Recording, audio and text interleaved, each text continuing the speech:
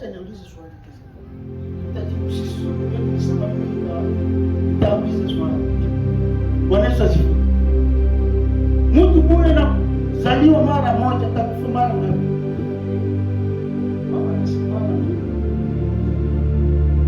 Kwa Mungu na nitakuwa na jibu. Na kufa mara mbili. Baba anasema sasa Baba mtu huyu anazaliwa mara moja atakufa mara ngapi? Mara mbili. Na mtu huyu anazaliwa mara mbili atakufa mara ngapi? Shangilia baba hajileta nini? Karibu sana mtu wa Mungu. Mtu huyu anazaliwa mara moja atakufa mara mbili. Atakufa ya mwili. Lakini huyu anazaliwa mara mbili ya mwili na roho atakufa mara moja. Hiyo kufa ni mlango ya kwenda kuzika milele na milele katika raha. Ndio maana ya ubatizo. Kama unaona watu huko na watu wapi kufa mara moja si mara mbili. Ili ukufe mara mbili maana tunakataa. Maana ndio Yesu anajibu jibu ya Nikodemo. Anasema kusoma Yohana kusoma wote soma kwa hiyo sana.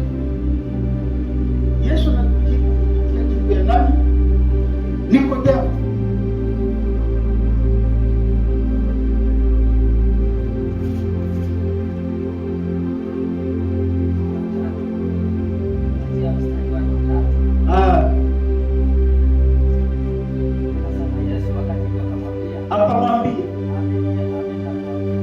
Amina kwa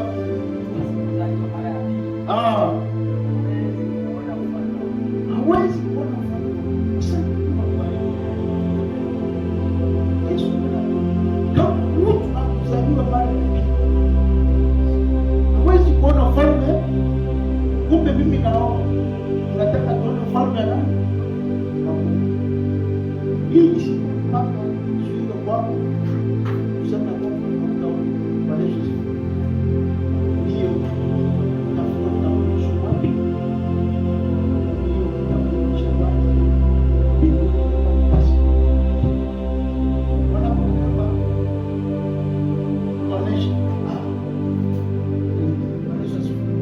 Pasipo hii utatajia ufalme ya siku ya utambulisho mpya. Siku yetu ya kupata utambulisho kwenye siku ya ubatizo katika huduma hiyo, tunavaa mavazi ya Ukristo. Bwana Yesu asifiwe. Amen. Ni kweli nenda kanisa, hata huku sokoni mtaani watu wanasema mimi ni Mkristo. Bwana Yesu asifiwe. Kimwambia Bwana Yesu asifiwe, nasema amina. Kama hayapati ubatizo huyu amani muumini. Ili uite Mkristo na Mungu akujue Mkristo katika ulimwengu wa kiroho, ujulikane Mkristo, lazima upatie